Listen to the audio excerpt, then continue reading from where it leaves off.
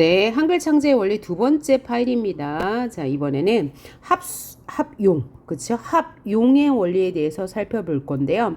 합용의 원리라는 것은 뭐냐면 모음 기본자 11글자를 만들었죠?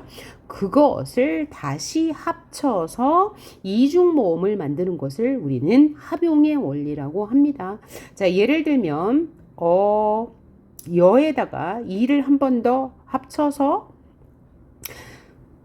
예라는 글자를 만들었어요. 이것을 우리는 합용의 원리라고 해요. 여기 여러 사례들이 있죠. 오와 아를 합쳐서 와를 만든다던가 이런 게 다 합용의 원리라고 할 수 있어요. 자, 합용의 원리가 뭐라고요? 모음 기본자 11글자를 다시 합쳐서 만든 글자를 합용의 원리라고 합니다.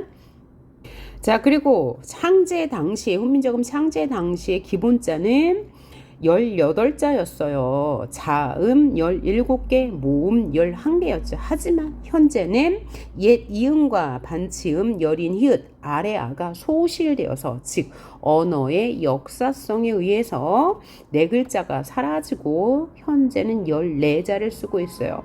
이게 기본자고요. 전체 사용 자모의 개수는 몇 개예요?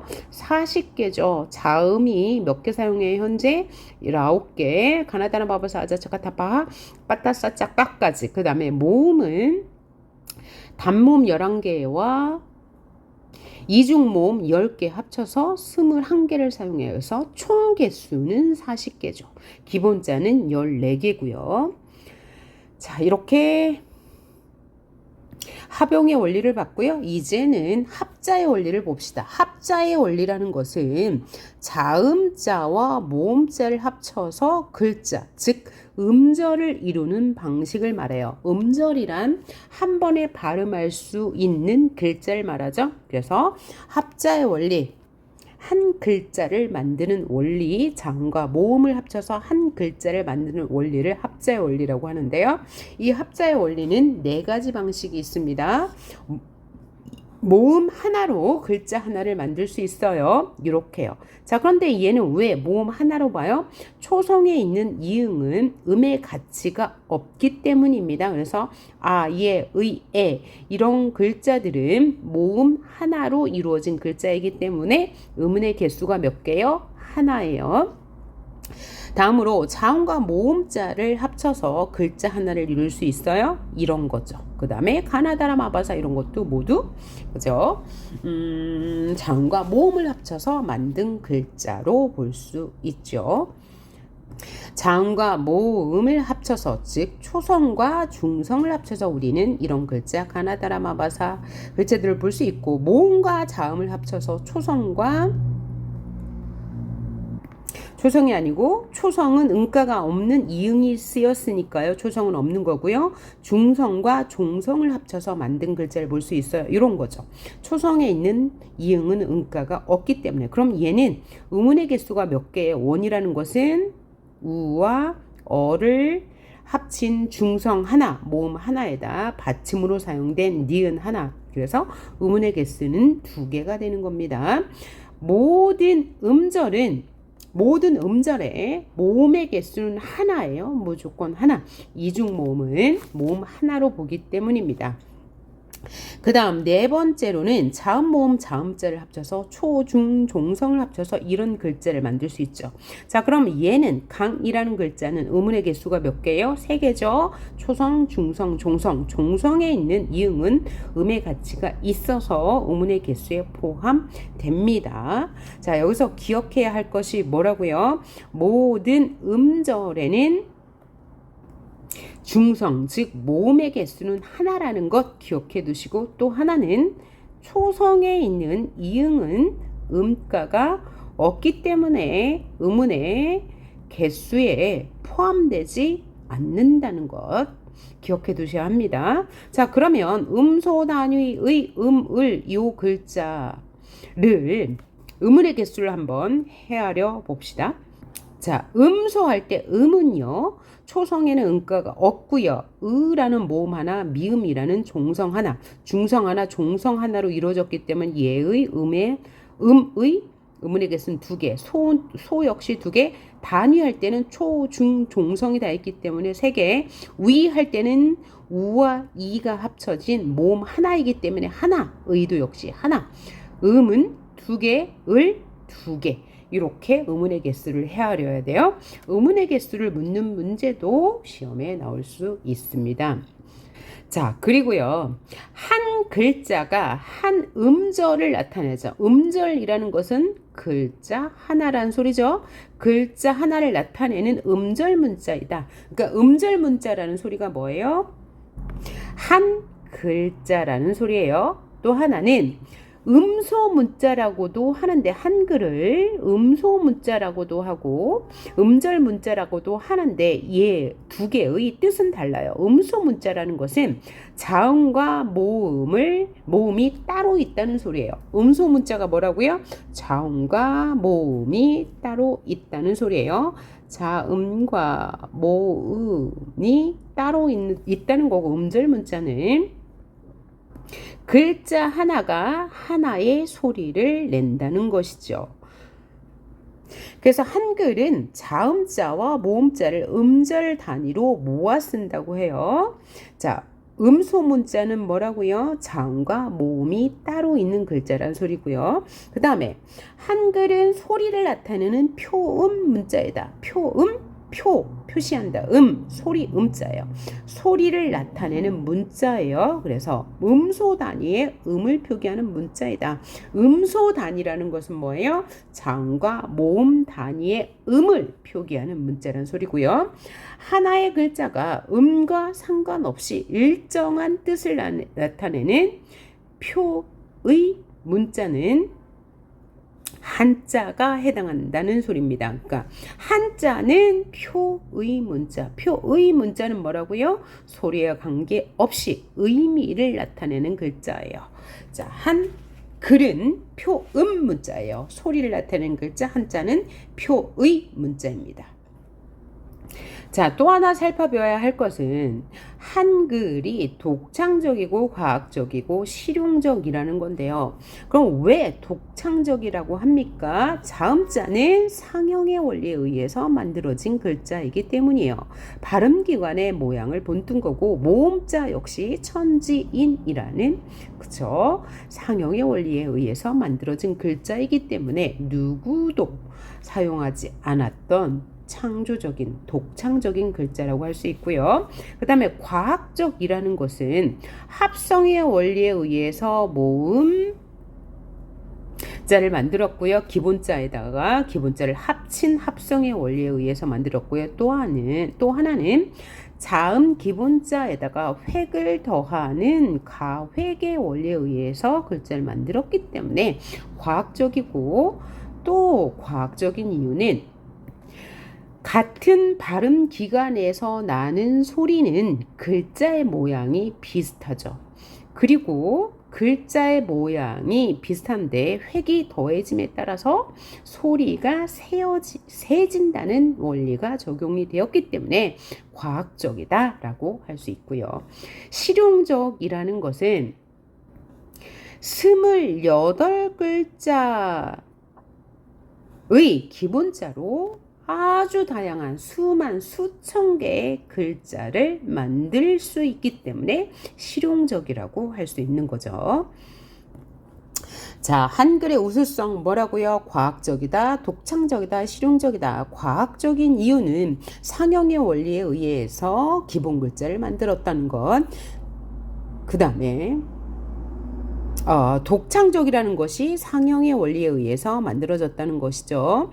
천지인을 본떠서 만든 것, 발음기관을 본떠서 만든 것이 독창적이고, 과학적인 이유는 가획의 원리, 합성의 원리에 의해서 만들어졌기 때문에 과학적이다. 특히 가획의 원리에 의해서 만들어진 자음자는 그 글자 모양을 보면 글자의 색이나 조음의 위치까지도 짐작할 수 있고요. 합성의 원리에 의해서 만들어진 모음자는 그 모음자 역시 과학적이라 할 수 있고요.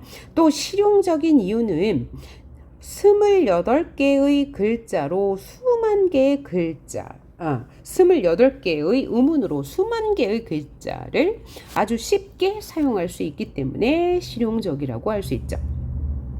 또 한글의 우수성은 알파벳에 비해 배우기가 쉽고 읽기 편하고 컴퓨터 자판 입력 속도가 빠르다는 것을 통해서도 알 수 있어요. 왜 그러면 알파벳에 비해서 한글이 배우기 쉬울까요? 자, 니은이라는 글자를 한번 봅시다. 니은에다가 획을 더하면 디귿이 되죠. 디귿에다 한 번 더 획을 더하면 티읕이 돼요. 그래서 이 니은, 디귿, 티읕은 가획, 그쵸? 가획의 원리에 의해서 만들어졌기 때문에 글자 모양이 비슷해요. 글자 모양이 비슷한 것은 소리나는 위치가 같아요. 그래서 쉽게 배울 수가 있다는 거예요. 반면에 영어 알파벳은 자, 니은은 영어 알파벳 N에 속하고 디귿은 D에 속하고 디귿은 T에 속하는데 이들은 소리내는 위치가 같죠. 그렇지만 글자의 모양이 전혀 달라요. 그래서 한글에 비해 배우기가 어려울 거예요. 그래서 한글은 우수하다. 왜? 영어 알파벳에 비해 배우기가 훨씬 쉽기 때문이다. 글자 모양이 비슷하면 소리 나는 위치가 같고 획이 더해짐에 따라서 소리가 더 세진다는 것을 짐작할 수 있기 때문입니다. 또 한글이 우수한 이유는 한글은 하나의 글자가 하나의 소리값을 지녀요. 예를 들면 사과라고 할 때 이 아는 항상 아 소리를 내요. 아기 할 때도 이 아고요. 아버지 할 때도 아입니다. 반면에 알파벳은 애플 할 때는 에 소리가 나지만 베이비 할 때는 에 소리가 나고요. 아라는 글자가 father 할 때는 아 소리가 나요. 그래서 한글은 하나의 소리값을 가지고 있기 때문에 쉽게 배우고 읽기도 편하죠. 반면에 알파벳은 읽기도 불편하고요. 쉽게 익힐 수 없을 거예요. 그래서 한글이 더 우수함을 알 수 있죠. 또 한글은 오늘날과 같은 정보화 시대에 매우 효율적인 문자라고 할 수 있어요. 왜냐하면 한글은 자음과 모음자를 모아서 한 음절을 이루기 때문에 읽기도 편하고 의미를 파악하기가 쉽습니다. 예를 들어 봄날은 간다는 얘는 지금 모아 쓴 거죠. 그죠? 모아 쓴 건데 얘를 풀었으면 어떻게 돼요? 자음, 비음, 모음, 오, 자음, 미음 이렇게 쓴다면 읽기가 매우 불편할 거예요. 그죠? 하지만 이렇게 모아 쓰기 때문에 읽기도 편하고요. 의미를 파악하기가 쉽죠. 또 한글의 우수성은 오늘과 같은 정보화 시대에 자판 입력 속도가 매우 빠르죠. 이에 비해 한자는요, 로마자로 발음을 먼저 입력한 후에 원하는 글자를 또 선택해야 돼요. 선택해서 변환하는 과정을 거쳐야 합니다. 그래서 한글의 입력 속도가 훨씬 빠르다는 걸 알 수 있죠. 자, 여기 핸드폰 키보드가 있는데요. 봐요. 기역, 니은, 리을, 미음, 시옷, 이응. 그 다음에 모음자가 있습니다. 그럼 기역에다 한 번 더 터치를 하면 획을 더하면 뭐가 돼요? 키읔이 되죠. 니은에다 한 번 더 획을 더하면 한 번 더 터치를 하면 디귿이 되고 한 번 더 하면 티읕이 됩니다. 이 자판은 가획의 원리를 이용한 자판이 되겠고요. 이런 헤드폰 자판이 있죠. 이 자판은 어떤 원리를 이용한 거예요? 여기는 지금 가획의 원리는 이미 글자가 있고 모음이 이, 아래 아, 세 개밖에 없어요. 그러니까 이에다가 아를 치면 이 아래 아를 치면 어떤 글자가 돼요? 아라는 글자가 되죠. 그 다음에 이 아래 아에다 라는 이 음운을 바로 연결하면 무슨 글자가 돼요? 오라는 글자가 되니까 이것은 어떤 원리를 이용한 자판입니까? 바로 합성의 원리를 이용한 자판이 되는 거죠. 자, 이렇게 합성의 원리를 이용한 자판을 모음자 채소형 자판이라고 하고요. 이처럼 가획의 원리를 이용한 자판을 뭐라고 그래요? 자음자 채소형 자판이라고 합니다. 그래서 입력 속도가 빠르다는 거죠. 반면에 한자는 어떻다고요? 먼저 알파벳을 입력한 후에 원하는 한자 글자를 찾아야 하는 이중 과정을 거쳐야 하기 때문에 한자의 자판 입력 속도가 훨씬 느리다는 것입니다. 자, 지금까지 본 한글의 우수성을 한 번 더 정리를 해볼게요. 자, 오늘날과 같은 정보화 시대에 한글은 한자와 달리 자판으로 정보를 입력할 때 굉장히 효율적이죠. 그래서 한눈에 더 많은 정보를 인식할 수 있고요. 그 다음 모아쓰기를 사용하기 때문에 한눈에 더 많은 정보를 인식할 수 있고요. 글자와 소리가 1대1로 대응하기 때문에 읽기가 쉽고 배우기가 쉽다. 뭐에 비해서요? 알파벳에 비해서. 그 다음에 가획의 원리를 사용하기 때문에 글자 모양을 보고 글자들의 관계나 소리의 특징을 짐작할 수 있어요. 그래서 배우고 읽기 쉽습니다. 또 적은 수의 글자로 무한대의 글자를 표현할 수 있죠. 이 부분은 한 번 더 돌려서 들으셨으면 좋겠어요. 자, 그리고 한글 자음자와 모음자의 이름도 선지로 가끔 나오는데요. 이 자음자의 이름은 이러한 특징이 있어요. 여기 자음자가 들어가고요. 여기 자음자가 들어가고 이렇게 읽어요. 예를 들면 얘를 어떻게 읽어요? 여기에다 니은자를 집어넣어 보면 니은 이렇게 X에 뭐요? 그 자음자가 들어가는 특징이 있습니다. 이렇게 읽으시면 되는데 세 개의 글자는 예외예요. 뭐냐면 기역, 디귿, 시옷은 예외예요. 오케이? 기역, 디귿, 시옷은 예외입니다. 그 다음에 여러분들이 많이 틀리는 자음자 이름이 티읕이에요. 오케이? 티읕이라고 쓰셔야 되고요. 읽을 때는 이렇게 읽겠죠. 그죠? 읽을 때는 이렇게 읽겠죠. 이렇게 표기하고요.